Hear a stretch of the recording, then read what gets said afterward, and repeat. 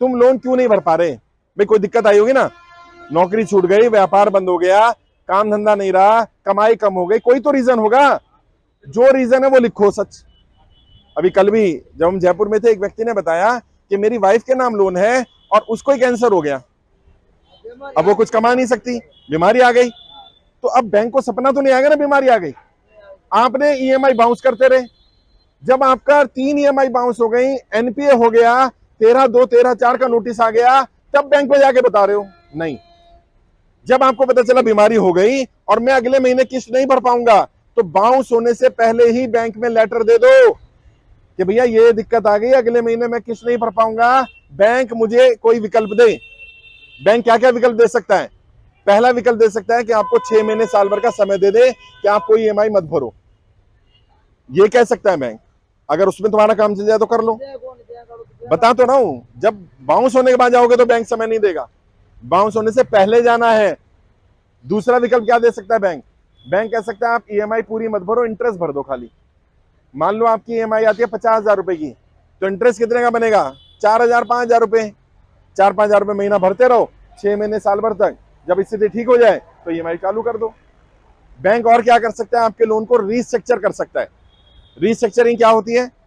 आप अपनी ईएमआई को कम करा सकते हो। मानो आपकी ईएमआई है 50,000 रुपया, आपका व्यापार हो गया कम, अब आप कहते हो मैं 50,000 नहीं पे कर सकता, मैं तो 20,000 पे कर सकता हूं। तो बैंक को रिक्वेस्ट कर लो कि भाई मैं 20,000 रुपए दूंगा। बैंक को पता चल जाएगा आप डिफॉल्टर नहीं हो। प्रॉब्लम क्या हो रही है? आप बैंक से बात नहीं कर रहे, और कई बार बैंक भी गलती कर रहा है। जब आप बैंक में जाते हैं तो बैंक आपकी नहीं सुनता। इसके 2 कारण है। पहला कारण तो यह है, आप रिटर्न में लेटर लेकर नहीं जाते। बैंक से ओरल बात मत करना, रिटर्न में लेटर लेकर के जाओ। अगर बैंक मैनेजर लेटर लेने से मना कर दे, उसकी वीडियो रिकॉर्ड कर लो। आज मैं बैंक में आया हूं, ये मैनेजर साहब है, मैं लेटर लेके आया हूं, ये मेरा लेटर लेने के लिए मना कर रहे हैं। साहब नौकरी चली जाएगी उसकी, क्योंकि आरबीआई कहता है अगर बैंक को कोई कस्टमर अपनी स्थिति बताना चाहता है कि मेरी स्थिति आज खराब है, तो बैंक को आपकी बात सुननी पड़ेगी। मदद करे ना करे अलग बात है, लेकिन लेटर लेने से मना बैंक नहीं कर सकता। दूसरा क्या करना है? जब भी आप कोई नोटिस आता है, नोटिस का जवाब देते हैं, वकील के नोटिस का जवाब वकील के थ्रू देना, क्योंकि वकील धाराएं जानता है, वकील को पता है क्या क्या जवाब देने हैं। अगर कोर्ट का नोटिस आता है तो कोर्ट में खुद ही जाना। संविधान हम सबको अपनी बात रखने की इजाजत देता है, वकील करने की जरूरत नहीं होती है, अगर आप अपनी बहस कर सकते हैं। और करना क्या है? कोर्ट में जाके जज साहब के सामने अपनी स्थिति बता दो। जज भी इंसान है यार। जज को जब ये बताओगे कि भाई साहब मेरी प्रॉपर्टी गिरवी रखी हुई है और ये दिक्कत आने कारण मैंने ईएमआई नहीं भरी, तो जज भी आपको समय दे सकता है।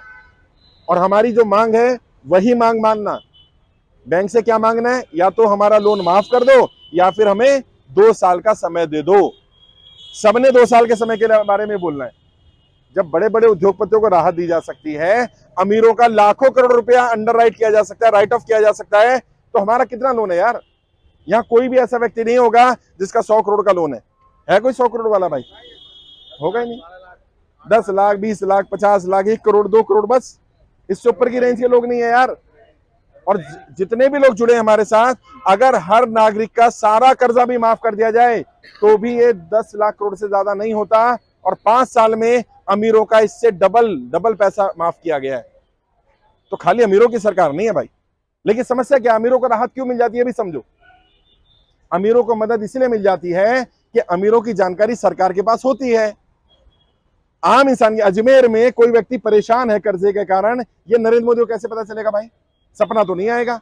आपकी जानकारी पहुंचानी पड़ेगी ना, तो आपकी जानकारी पहुंचाएगी कैसे? आपका फॉर्म भरवाया गया। अब कई लोग ऐसे हैं फॉर्म ही नहीं भरा उन्होंने। अब जब तक फॉर्म ही नहीं भरोगे तो सरकार को कैसे पता चलेगा इसका लोन माफ करना है, इसकी मदद करनी है? पहले तो फॉर्म भरो, खुद भी फॉर्म भरो और कम से कम 100 लोगों के फॉर्म भरवाओ। दूसरा, सरकार बड़े उद्योगपतियों को राहत क्यों दे देती है? क्योंकि वो सरकार पर दबाव बनाते हैं। वो कहते हैं अगर आपने हमारी मदद नहीं करी, हम टैक्स नहीं भरेंगे, हमारी इनकम नहीं आएगी, तो सरकार को जीएसटी नहीं आएगा। हम भी दबाव बना रहे हैं। हमने क्या कहा? हमने कहा अगर सरकार जनता कर्जा माफ नहीं करेगी तो हमें जो करना होगा करेंगे, जनता के बीच में जाना पड़ेगा, जाएंगे। एक दिन का हमने सांकेतिक भूख हड़ताल रखा जंतर मंतर पर, आपने देखा होगा लाइव। मैंने मना किया था दिल्ली से बाहर से लोग ना आए, हजारों लोग पहुंच गए, हजारों लोग पहुंच गए। इतनी भीड़ थी साहब, वहां पर पुलिस लगाना पड़ा, पूरा बैरिकेडिंग करना पड़ा।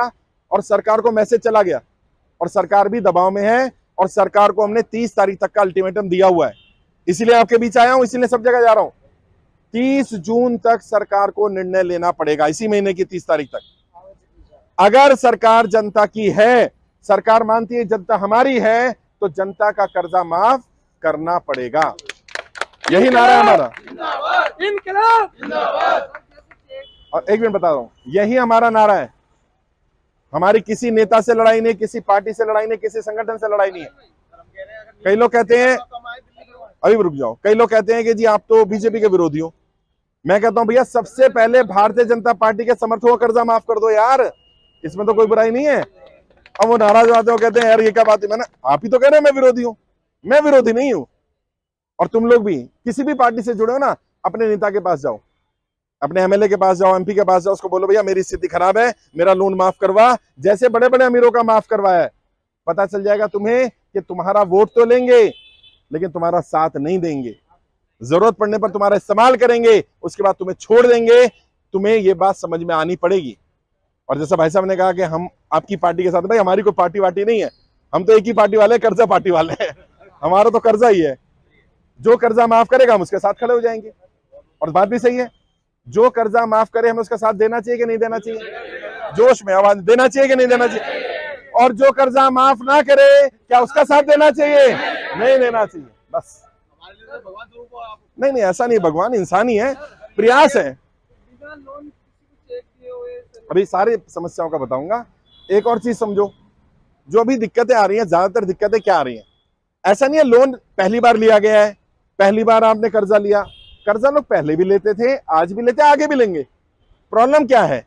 कमाई नहीं है, इसलिए लोग कर्जे की दलदल में फंसे हैं। एक व्यक्ति ने मुझे कहा आप तो डिफॉल्टरों के साथ हो जो बेईमानी करते हैं।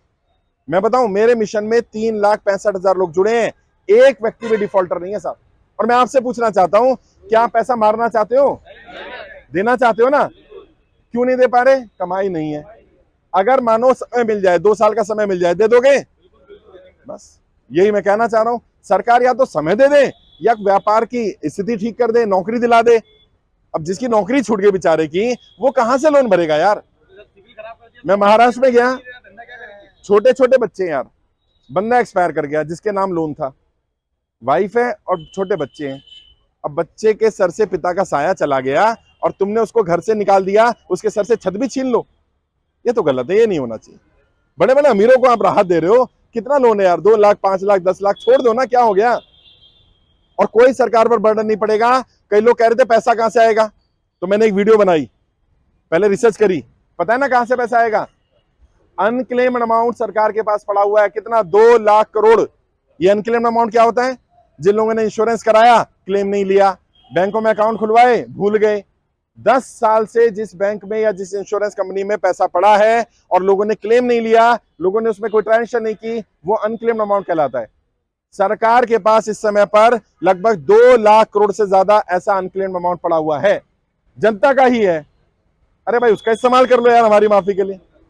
और अगर सरकार वो पैसा इस्तेमाल कर ले, शाहनवाज चौधरी जिंदाबाद, शाहनवाज चौधरी जिंदाबाद, शाहनवाज चौधरी जिंदाबाद। जनता का कर्जा माफ करना पड़ेगा, जनता का कर्जा माफ करना पड़ेगा, जनता का कर्जा माफ करना पड़ेगा। और मैं तो ये कह रहा हूं कि सरकार के ऊपर बर्डन नहीं पड़ेगा। सरकार वो अनक्लेम्ड अमाउंट यूज कर ले, या फिर सरकार अगर लोन माफ नहीं करना चाहती, 2 साल का समय दे दे बस। ना पेनल्टी लगेगी, ना इंटरेस्ट लगेगा, ना सरचार्ज लगेगा। 2 साल तक आराम से अपना काम धंधा करो।